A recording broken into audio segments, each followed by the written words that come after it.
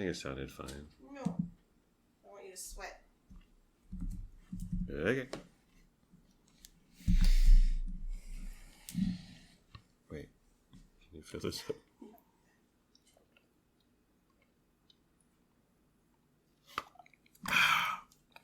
Fill it up, Buttercup.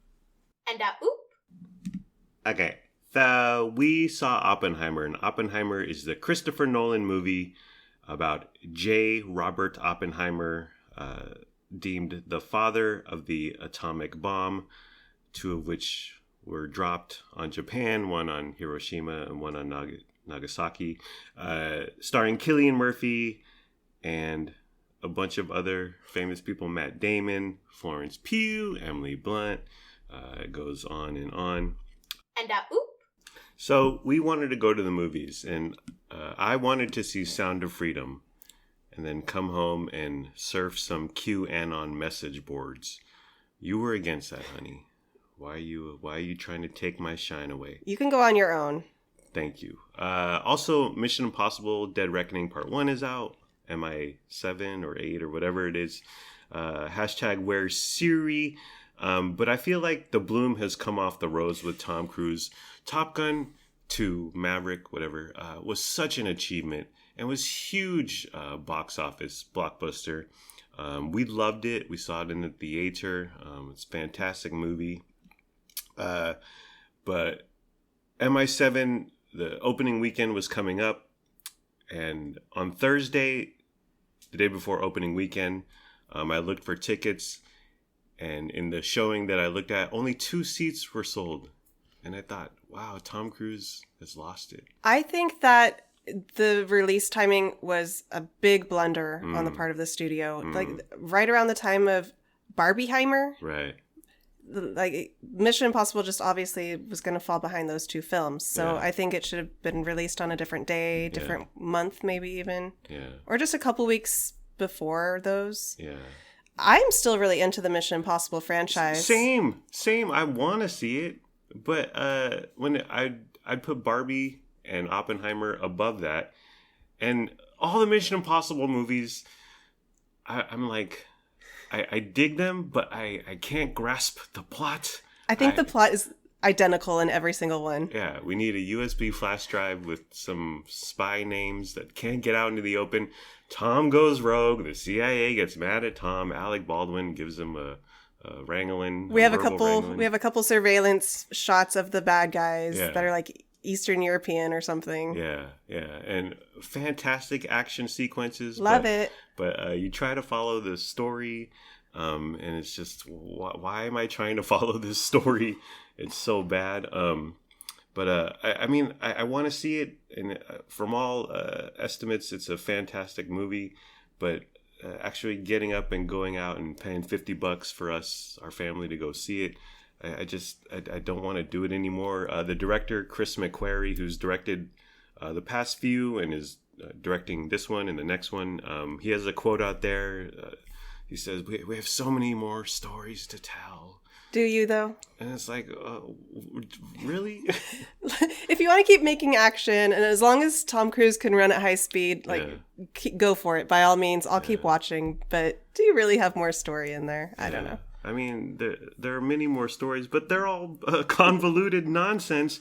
And I watched him, the bicycle jump, which is the huge set piece in this movie, where he jumps off a motorcycle, off a mountain or a cliff or whatever, and he parachutes, and it's really him, and they practiced it for months and months and months. And I watched the behind the scenes as a 13-minute featurette on YouTube, and I was like, wow, this is really cool. This guy's got balls. Wow, Tom, thanks for doing this for us. And then I was like, well, if I see it in the movie theater, okay, it'd be 14% more exciting, I think. But it's just not there anymore, and we'll definitely catch it. For sure, we will. Yeah, and Tom's hair, he's 60, okay? It's too shaggy, it's too messy. Grow old with dignity, like Liam Neeson or Daniel Craig or Harrison Ford. Okay, stop trying to be young, Tom. The fountain of youth is not operating theme level 8, Tom. He finally is starting to show his age. Took him a long time. Yes. And that makes me think about how old I am. I don't want to do it. And the other thing is that was the one where behind the scenes he yelled at some crew members for not wearing masks, which I think was completely staged and faked to get some good graces from the anti-maskers. Anyways, before we get into Oppenheimer, honey, so you recently saw Barbie. You cried multiple times. I see here in my notes you cried. What kind of crying was it? Where it was just, did you well up a little? Were there tears coming down your cheeks? Was there sniffles? Were you broken apart? I didn't verbally make any noise. I was trying to really be subdued because it was a packed theater. I was sitting next to some guy, a stranger, and I was so embarrassed. Yeah. Well, but I did have tears going down my cheeks, though, and really? into my neck. Wow. Luckily, I happened to have a little package of tissue in my bag. Yeah. Well, so. Were other people crying? Because I've heard this reaction that some people cry because it means so much to them. Luna didn't cry, and the guy to my right didn't cry either. And I don't know. I didn't hear anybody like sobbing. Yeah. No, Okay. none of that happening. Quiet cry. Yeah. Quiet cry. And then what does Barbie mean to you in your life, honey? Oh, I was a Barbie girl. Did you have the dream house with the elevator that you pulled on the string? No, I didn't, but a good friend of mine did. Yeah. And she had the pink convertible. Oh. So it was a good time when we played at her house. That's that 80s drip.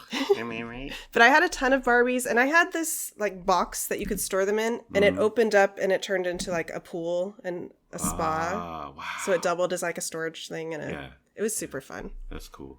So Barbie meant a lot. And Yeah. so the movie, you cried. You shed tears. I didn't cry because of Barbie nostalgia. I cried because there's an element of like mother and daughter, and the mom, the teenage daughter, is like Luna's age, even kind of looks like Luna. Mm-hmm.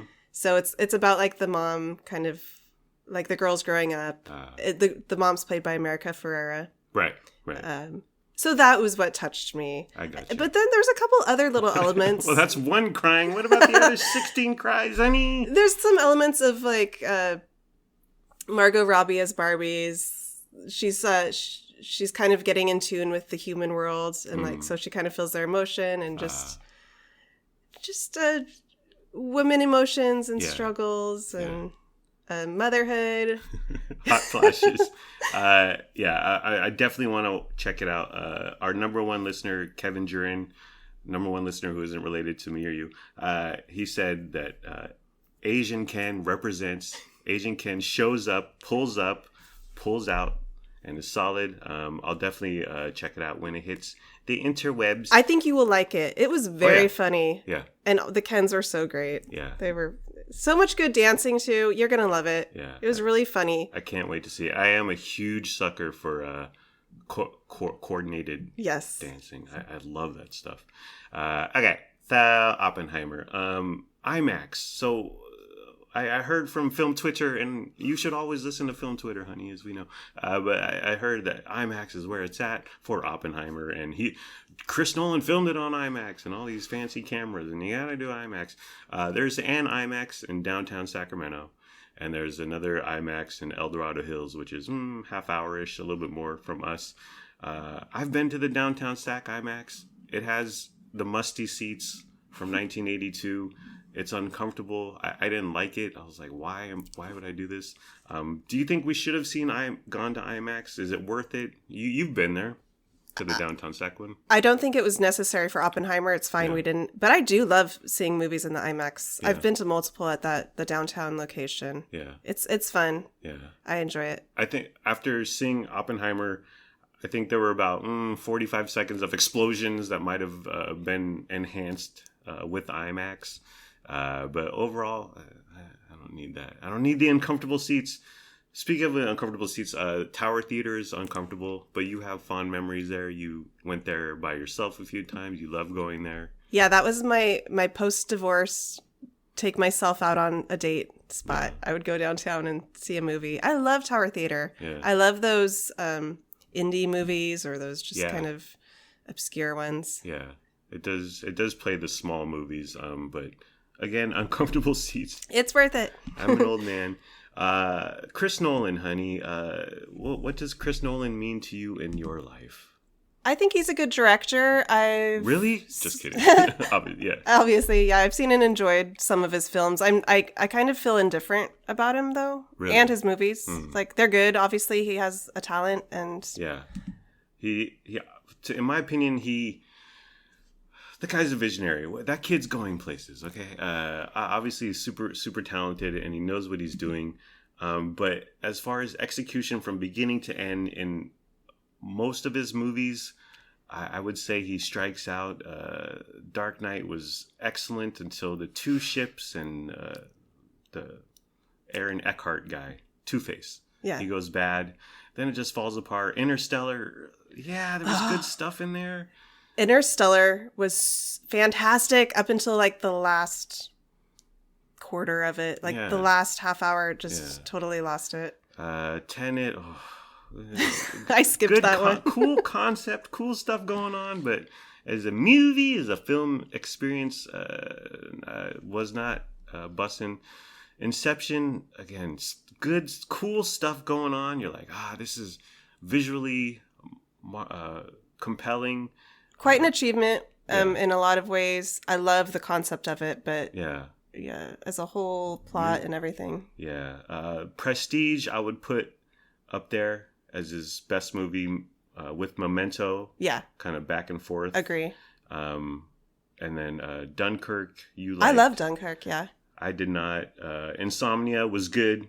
Al Pacino, Robin Williams. Yeah, that's really good. And I would throw Batman Begins up in his top 3 too. It was more like the general, before he got all like artsy in Dark Knight and really did his own thing in Dark Knight. Batman Begins was more like comic book templates, kind of what you expected, but he did it really good. I mean, Christian Bale and Liam Neeson in the snow going at it with swords and jawing at each other on a lake of ice and doing the whole ninja thing up in the mountains up in China.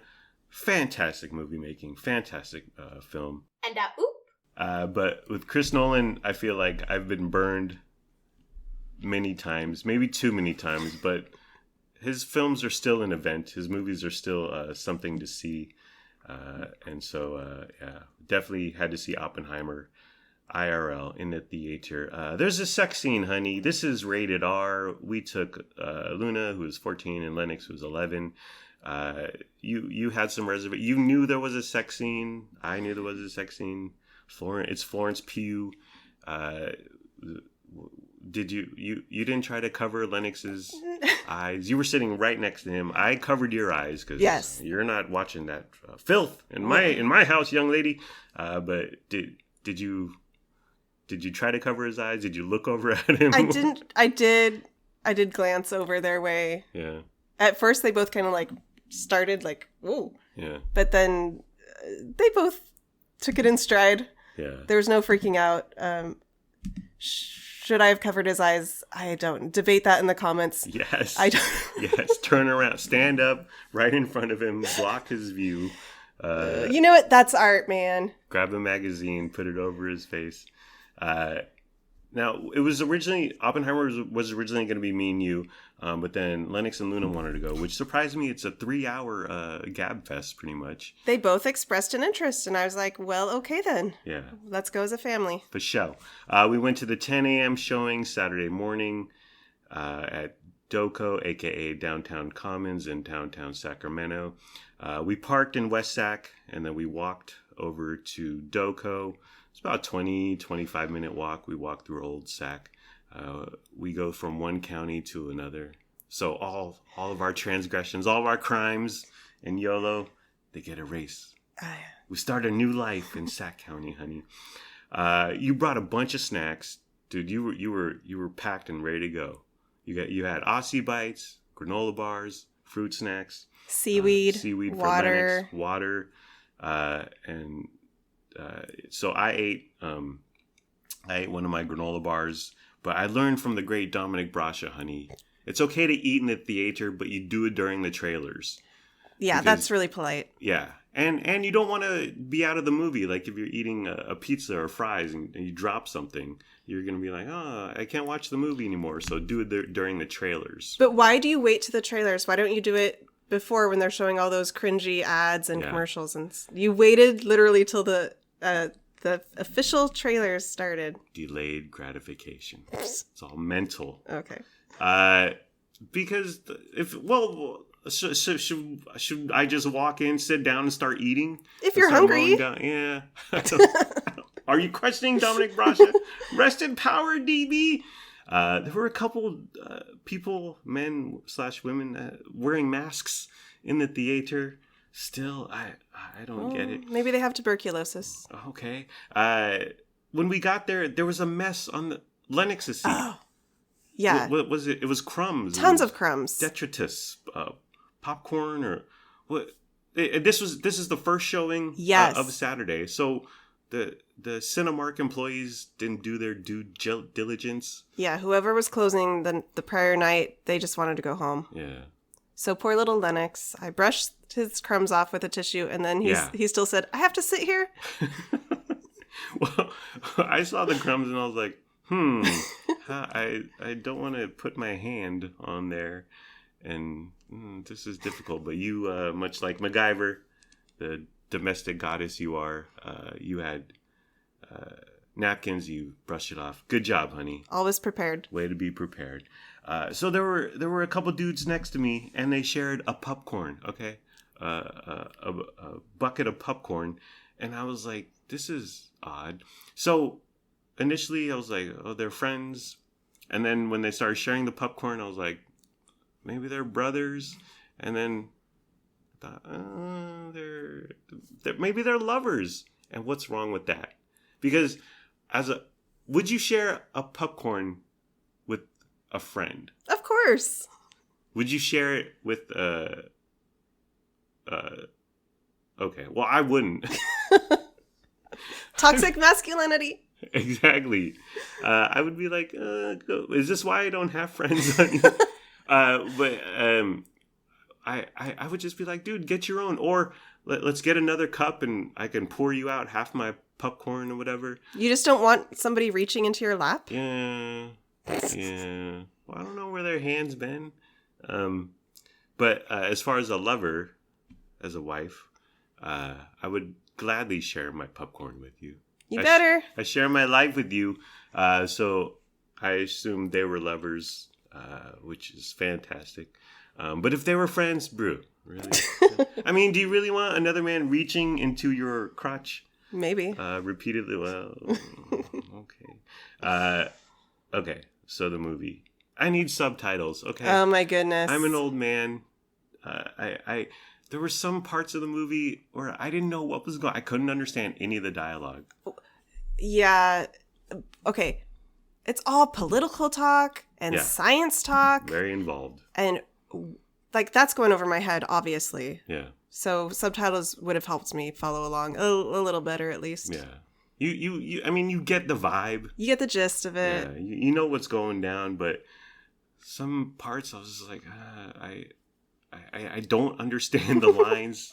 Maybe 5 to 10% of the words are coming through, but it's just, why don't they have subtitles? They have a subtitle showing and then have a non-subtitle showing. I guarantee your ass the subtitle showing is going to be 100% packed, bro. Absolutely. I think you're right. The movie is a bunch of white men talking, honey. Old white men talking in small rooms, which that's fine, but it got to be too much at the end. Like the last 45 minutes-ish, too long. Well, the film, it's like, no matter what was going on, the film was too long. Yeah. Like I already knew before we went in that it was going to be way too long. Yeah, it's a cool, clean 3 hours. It's like you see young Oppenheimer, and then you see who's kind of working out the kinks of the bomb, or kind of coming up in the bomb game or whatever, and then he he builds freaking Los Alamos. So they bring out a bunch of scientists to New Mexico because they need somewhere to test this giant thing. And he builds a city, and he's in charge of all this. I had no idea this happened. It's super fascinating. Yeah. They build a city out of nothing. And then once the bomb goes off, up until that point, the movie was fantastic. I was digging it, and you know what's happening. You know he's gonna light a bomb in the middle of New Mexico, and then they're gonna drop it on Japan or whatever. But I was like, this movie is so good and so well done and so tense and gripping. And then the last 45 minutes ish. Spoiler alert! It's like him versus Robert Downey Jr. It's him trying to get his top secret clearance or whatever for nuclear access to be on the president committee advising. I don't know. It was so boring. It was just a bunch of guys talking in a small room. Yes. I was like, you should have ended it with the bombings of Japan. Yeah. That was the way. When Japan got bombed, I was like, okay, this is over, right? And then there's like an hour still to go. Oh my gosh, too long. The movie was odd because like it's really like go get 'em America, USA. I mean, they launched the bomb, and Cillian Murphy is picked up and put on shoulders, and beat. There's all this. There's American flags and there's clapping, and he's giving speeches. It's very like go America. I would say pro-war. And then at the end, Chris Nolan has like an image of the globe of the planet Earth, and then it all starts catching on fire. And the last few minutes, Oppie realizes, I destroyed the world, or this could destroy the world. This will destroy the world. It's like, okay, so we were like, go. Let's build this bomb. Let's build this nuke. And then at the end, it's like, maybe we shouldn't have. So it was like pro-war. And then at the end, it was anti-war.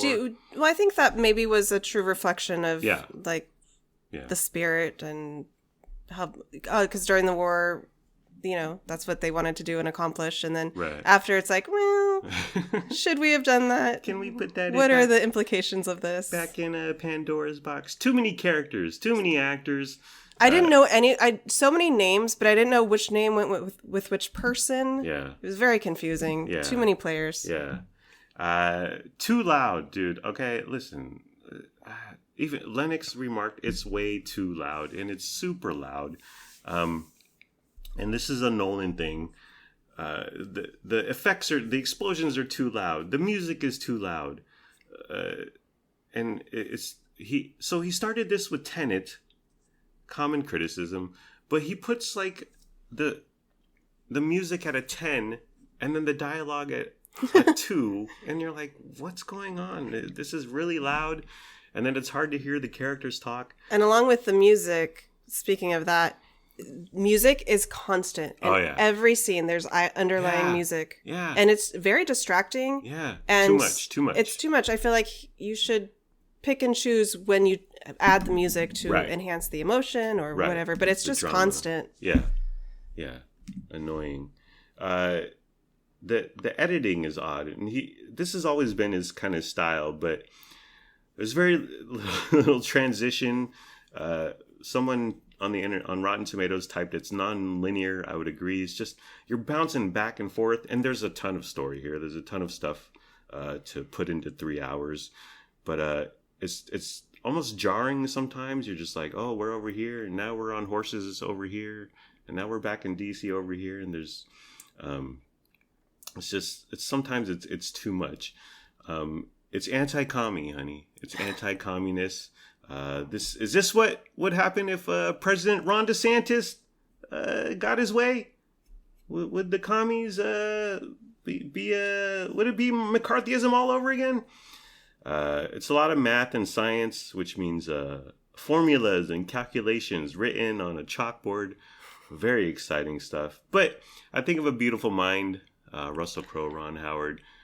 That was good stuff. I like a movie that has an old school prestigious university with a classroom and a chalkboard and a mad genius going at it. Yeah. There's something old Old Hallows or I enjoy it. old school about it. You smell the leather on the book or something. Okay, so Oppenheimer, honey, overall thoughts, feelings, comments, reflections. Barbie was better. Ooh, mighty bold statement. I didn't enjoy it nearly as much as I hoped to. Yeah. I think it's kind of overrated. Yeah. I'm glad we went and saw it in the theater. For sure. 1,000%. I'll never see it again. Yeah. Maybe I'll watch the first 2 hours while you're sleeping on a Sunday morning. It had some great moments, but overall it was kind of a dud for me. Yeah. And I think it's fantastic that Chris Nolan can do this stuff. I mean, the guy's going places. He knows what he's doing. But he just can't close a movie, or he just can't put it from beginning to end. The first 2 hours was just encapsulating, epic. I was digging it. I was into it.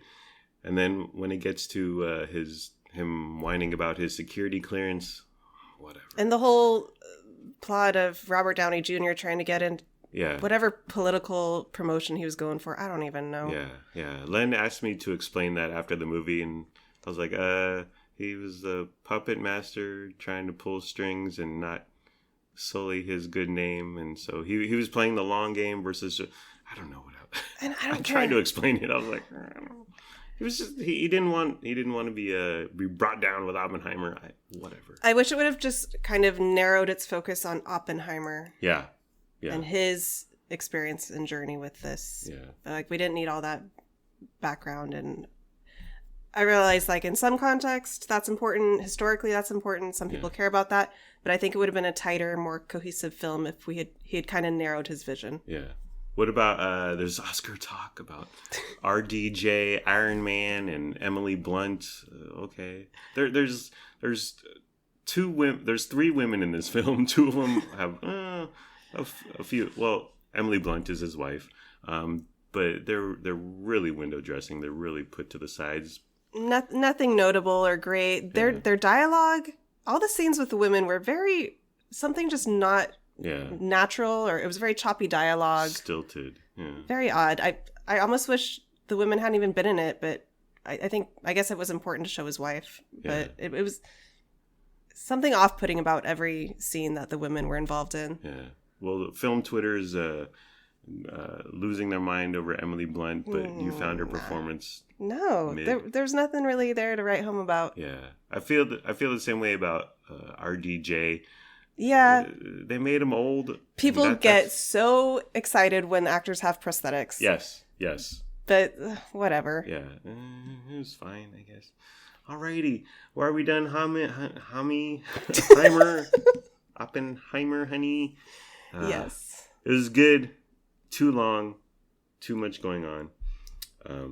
But I'm glad we watched it. Yeah. Yes? The end. The end. Bye-bye. When will we get Oppenheimer 2? Alrighty. Well, I'm going to go watch Sound of Freedom. Okay. Do you know about the adrenochrome, honey?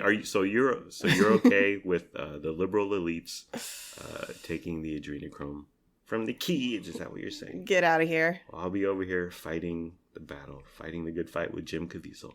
Okay. Oh, bye-bye.